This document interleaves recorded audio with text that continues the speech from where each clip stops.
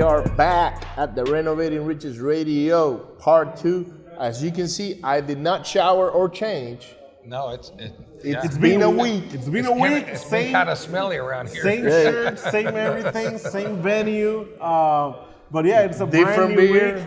week. We're still here at Chevrolet Bar because we have our event tonight. And we're going to continue our conversation with Mr. Ray Sasser. This is part 2. Yes. So Ray was on the last episode. He was talking about how do you make money on the front end, middle, and the back end. Yeah, and he got me confused, so we had to step back, bring an example of how to do this. And this is Ray Sasser, people. I mean, if you have never heard him, this is the real Ray Sasser, where he speaks out stuff that you'll never ever believe can be done, or I mean, it's just overwhelming. All the knowledge that this gentleman that I have on my left-hand side. And that he's not afraid of sharing, which is the beautiful thing about it, right? He's very, he actually lives in a very abundant mentality because he shares a lot. It always comes back. One way or the other. He helps a lot of people. He's got a lot of students that go around with him and flip houses and whatnot. I want to tell people too. Charles kind of goaded me or dared me the other day, but I was telling him how when I got started, I was like kind of an introvert, but it was hard for me to go and network and talk to people. And some people, it's just like, easiest thing in the world. Natural, yeah. Yeah, so I look back and I think about the people that helped me. I mean, they would answer my phone calls and they would tell me how to do things and set things up. And I told Charles that I wanted to give back, and we came up with a deal where it's probably going to be Sunday early because that's really the only time I don't have anything really committed. But we're going to start taking calls like a couple hours every Sunday, like in 15 or 20-minute segments. So it's not a coaching thing. I do coaching. This won't be coaching. But if somebody has like a real estate issue or they have a question or they have... So basically what he's telling me is, you call on Sundays, Ricardo. It's a preaching. That is the day that I take the phone calls for your questions, okay? It's going to be the Houston Real Estate Investing Hotline. But like I once had to call Dykes Botiford because I was trying to figure out how to set up an LLC in a special way. And he just said, call me anytime, Ray. And he's a busy guy, and he spent 20 minutes. And 20 minutes was even a lot more than I really needed because I needed to know, like, what do you do? How do you do it? Why do you do it? We went through it, figured it out, and moved on. And it's people like Dykes and Jack Miller and Peter Fortunato and Merv Lowe and Richard Nugent and guys like that I look back to. And which, by the way, you need to go find these people. If they're in your hometown, make sure you connect with them. Tell them Ray mentioned on the Renovating Riches Radio podcast and you're there to learn or whatnot. Have something to bring to them. I don't care if it's cookies or a cake or I don't know. But I don't need no food. Don't bring me any food. But don't come in and try to take from the person that's gonna teach you something or show you how to do something, and don't add any value to them because that's a taker. And in this business, it's gotta be both ways. Yeah. And this is truly no strings attached. But remember, it's not. Because we do coaching, but this is not going to be coaching, and don't even think of it like that. But if you're in a deal, you're negotiating something, or you're trying to figure out how to set it up, that's going to be set up in the next week or two. I'll send it to you, and maybe you can let people know. But it's only troubleshooting, and I'll tell you what I would do. I'll tell you what documents. Don't ask me to send you my subject to documents and stuff and my package. But I'll tell you attorneys that are good at doing subject twos, or I'll tell you what book to read on getting ready to pay the attorney, right? Yeah, or what book to get if you want to learn land trust or how to do LLCs. I'll tell you what my personal experience of doing hundreds and hundreds of transactions has been. So, and that's going to be I'm thinking Sunday, 7 a.m. to 9 a.m. That way I still can spend stuff. So you got to wake up early. Man, I will not be calling them because... No, I'm watching Formula One races at that time. No, if you're calling from 7 to 9, you're serious, and I don't want to deal with people who are. Ray, my Formula One races are between 7 and 9. It's like, okay, I need to record this thing on a DVR so I can call them and ask questions. Anyways, let's get back to making money, man. So, So you talked about on the last episode. You talked about making money on the front end, Right. on the middle end, and on the back end. And we Right. talked about this little property we got in the middle of the boondocks, like you call it, in Rye, Texas.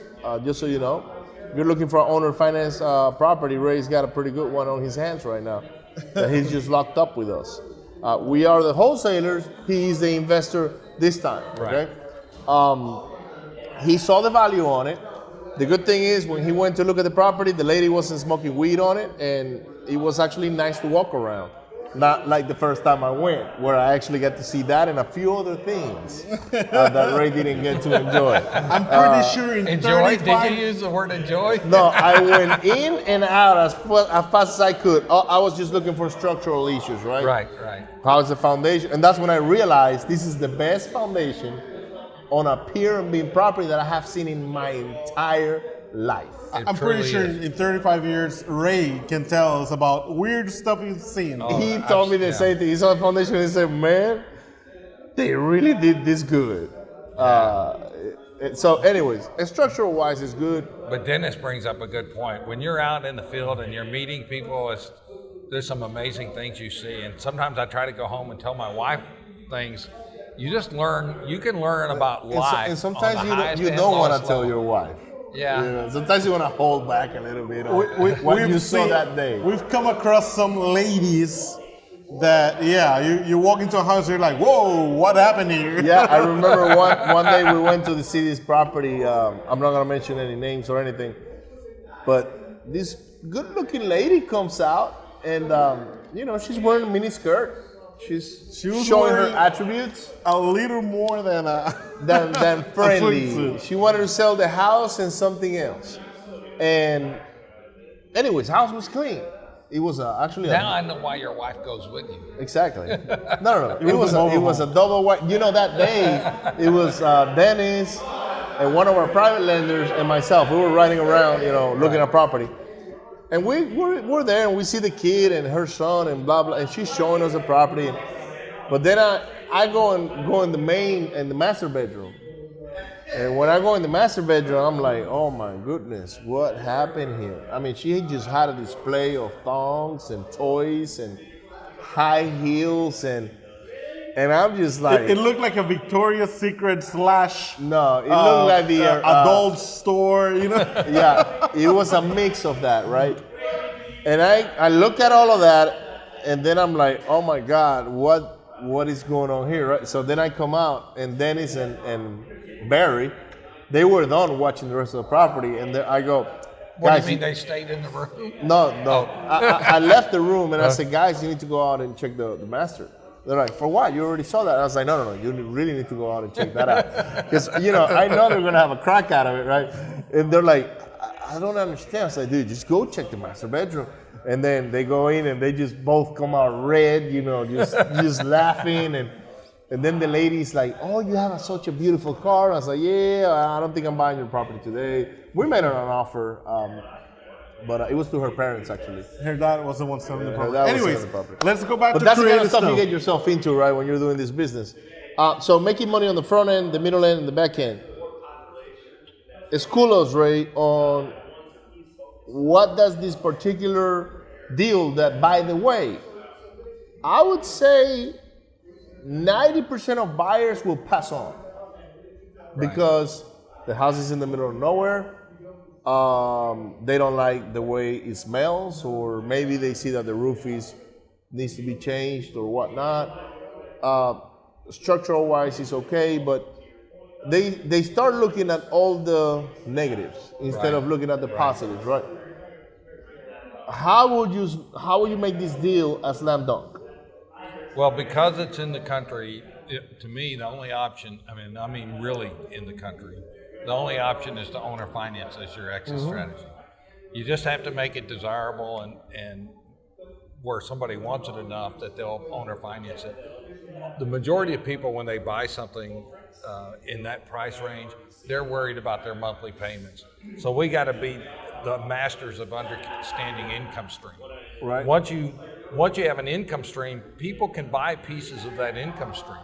Your partners can be a part of that income stream. So Ray, let's go back. I'm lost.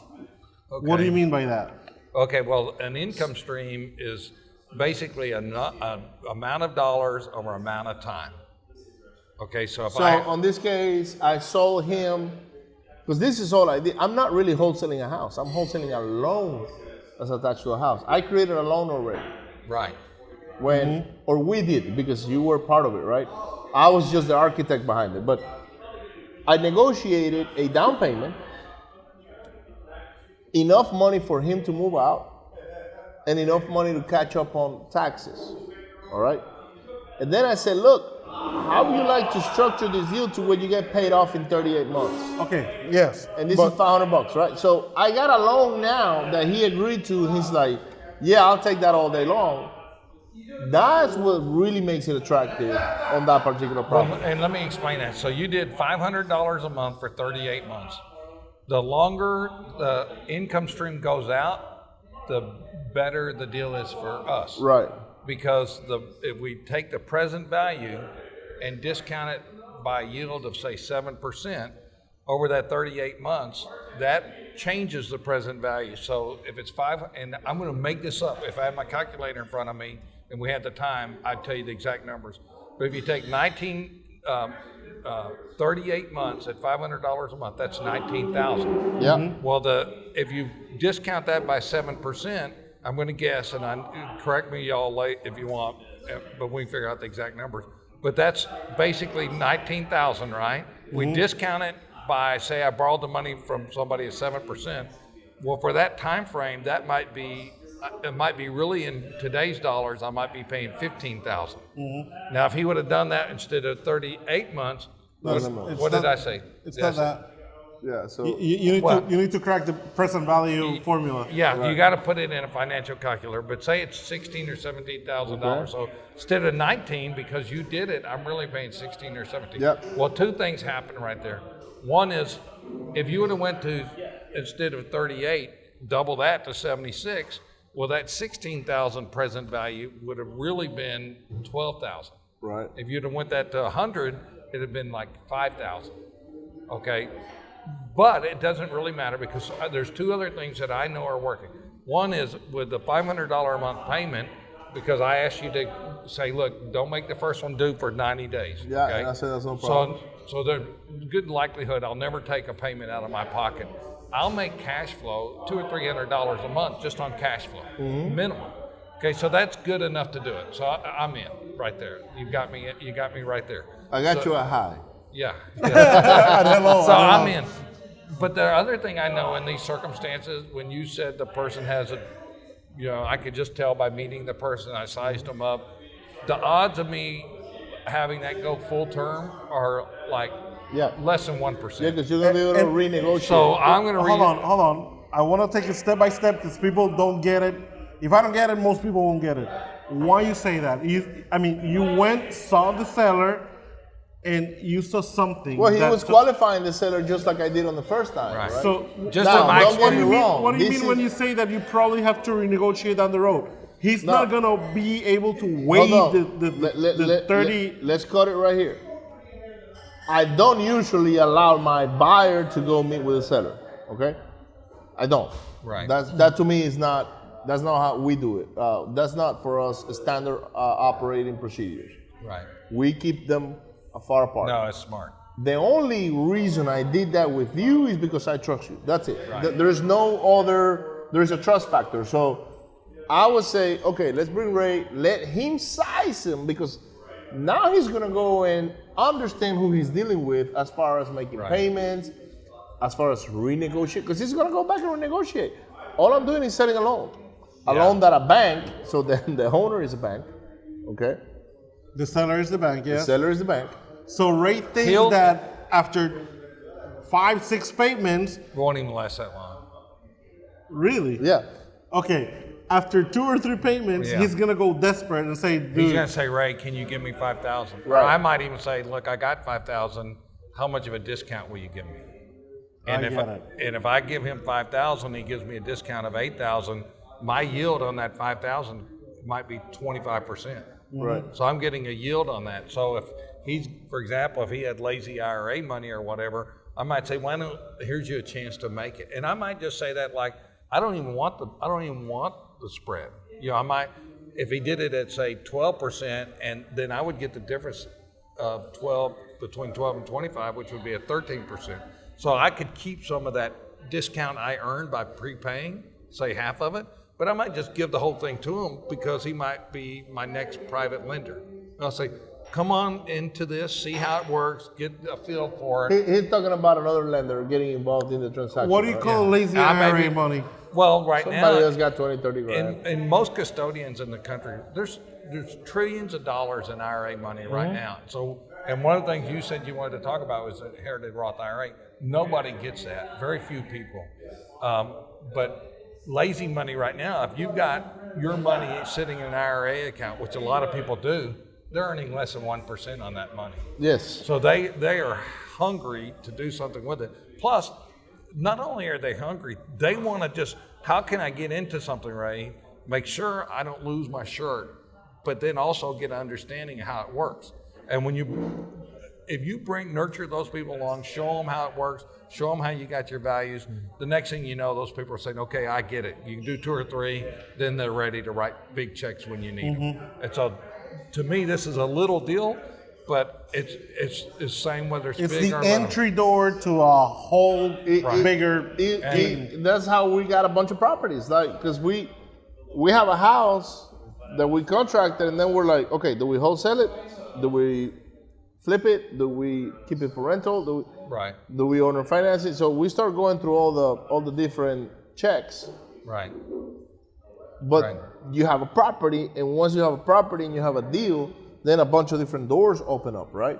Like the ones we're doing, boat and RV storage. Right? I understand. I'm just. But he's looking at it from a perspective of money. I'm getting in the position of our listeners, what questions they might be asking, or. Well, for years I'd asked Peter Fortunato what to do in a certain situation, and he never gave me the answer I expected him to say.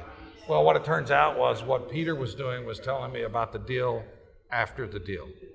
And I was what most people do is they focus on this one deal and they don't realize this is a pad full of deals. And if you can just master this one deal, you got all these deals. They're all yours. So we want to master these things. We want to look at what's the deal after the deal. How do I set this up? A person doesn't need, for example, a lot of sources of money. They just need 2 or 3 good sources of money. If you look at the real estate game in general, you got to have good, ready, available money. You got to have good, ready, available deals, and you got to be able to turn that into performance because that property's not performing. So you got to make that. We got to create performance. We got to have the lead, and then we've got to have the money. And so if I can every time I can put these pieces together, I'm going to get paid. And just like y'all, same with y'all. You can put the buyer, the property, the asset management, or the property management together, put the lead together, put the money together, you're going to make money. So you want to include people in this process as much as possible. So basically, the deal. What I'm taking out of this is that the deal doesn't have to end at the closing table at a title company. No. There's a plethora of other money-making opportunities that follow that closing. Right. Because I'll make more money with a partner than I ever would with that house. So if you can bring partners along, just like you said, look, I want to establish a relationship with you, Ray. I want to know that you're a ready, willing buyer. Well, then when that property comes along, you say, that's Ray's or that's his. Yeah, there's nothing to wonder about because I know he's a buyer that performs at that particular property, right? So if I size something up that is going to be down Ray's alley, why would I, we got 10 minutes, so why would I?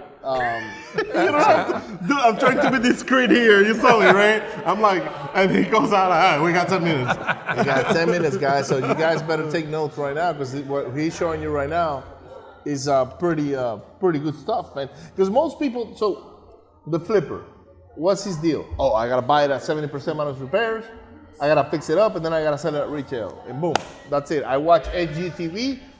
I went and flipped the house and got rich, right, on one deal.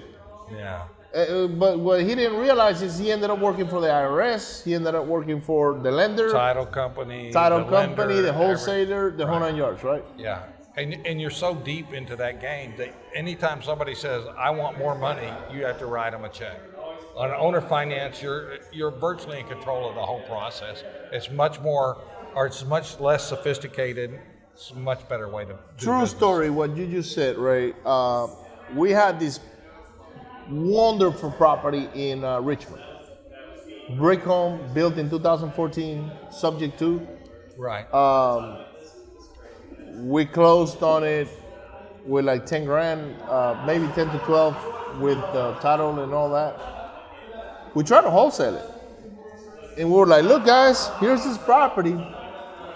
ARV is like 200 to 220 depending on, the cycle of the market at that point.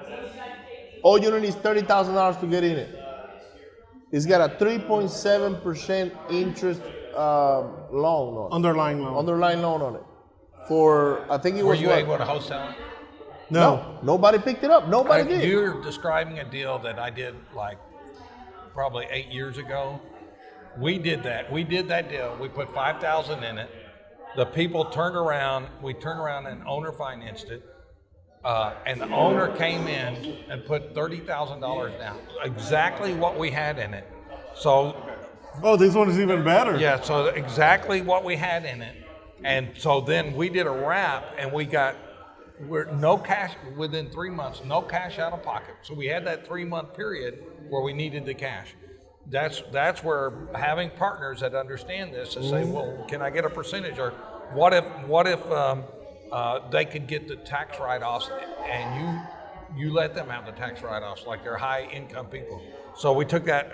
It was $30,000. By the way, that deal went out on a large network 3 times, and on the 3rd time I saw it and I said, well, I'll do the deal. And we did the deal.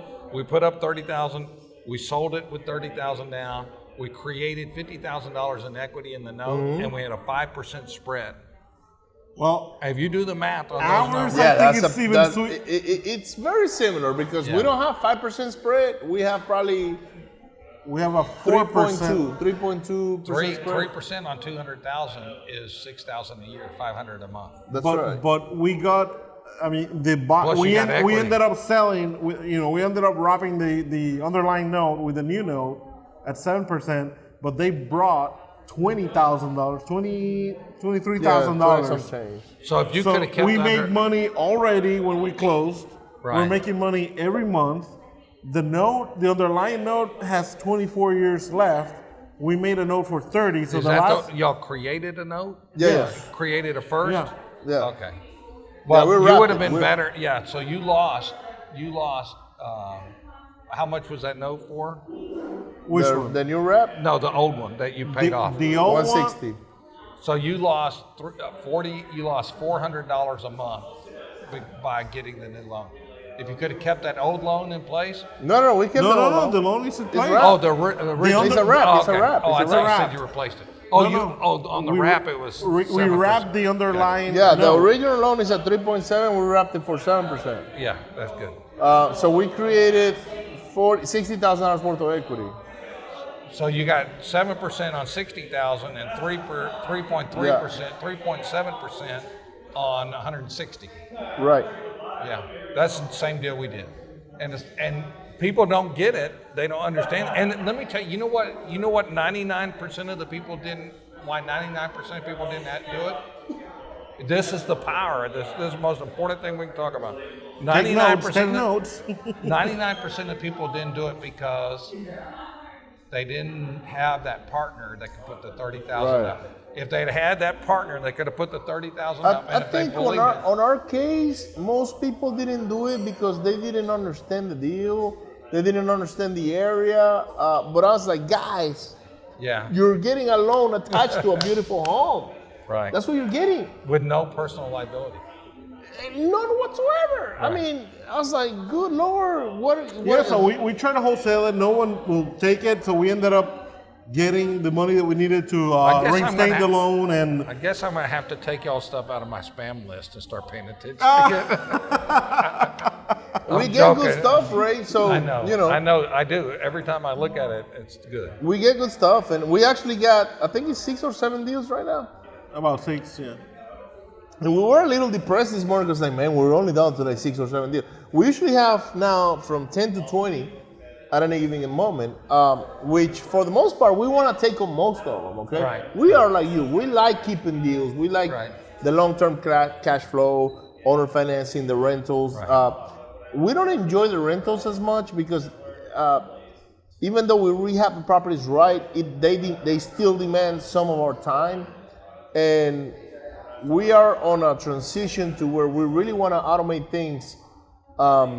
And that's why we're getting into the RV and boat storage syndications, which, by the way, if you want to talk to us about that, hit us up. We'll let you know how that works. But we're transitioning from the flip business into that because we believe it's a lot less time intensive and less contractor, what do you call that? Contractor intensive. Yeah. So, anyways, guys. Yeah, like Saturday, I was figuring out a garage door opener that's not working at one of our rentals. And, Saturday, going out to Bay City to figure out. So while him and I were drinking and having a good time. Exactly. So I'm the public relationships guy. Dennis is the guy that's like the worker. To figure it out. Hey, I was like that, Dennis, a lot. I still get sucked into that every once in a But while. I'm going to pick this up real quick from your hands, Ray, because we were supposed to talk about inherited Roth IRAs, land trust, partnerships, and LLCs.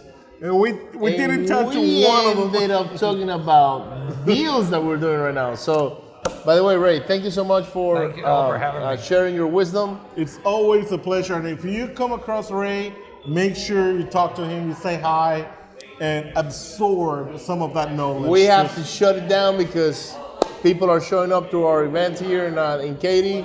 Today is going to be pretty interesting. Ray's going to be talking about rehabbing. So if you are in the Katy area or the surrounding areas, make sure you come check us out. It's on the second Monday of the month. It is the one that we will continue to push forward.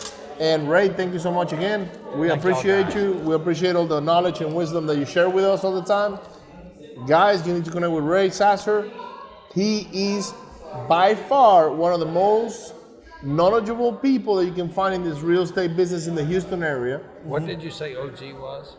OG, he's the OG, original gangster, man. So original gangster. he'd share, like, You and know what subscribe. I heard about? I heard there's a thing called the Dixie Mafia in Texas. Have you heard of that? No, The Dixie what? I am definitely not a part of it. Well, the house I looked at, the Dixie Mafia, apparently one of the Dixie Mafia guys was the owner, and they did all the gambling and stuff in Texas 15, 20 years ago. Oh, we got a buddy of us that was in the gambling stuff, but We can probably ask him. I love what Texas the Dixie history. Mafia. That's how he made his money, and now he's investing in real estate. I'm not gonna mention any names. By the way, you know who you're talking about, guys. Have a great weekend. Have a great day. Whenever you listen to this. This is Renovating Richards Radio podcast. Find us on YouTube, iTunes, Stitcher, Google, whatever. Make sure you connect with Ray on Facebook. He's not really that Facebook oriented, but when he does, he actually says good things on it. So I love the picture he put about his wife putting some nails or something in a treehouse. yeah, working on a treehouse. So You saw that? yeah, we all saw it. We know who works and who's directing. So, anyways, y'all have a great day and be blessed. Bye. Thanks. Bye.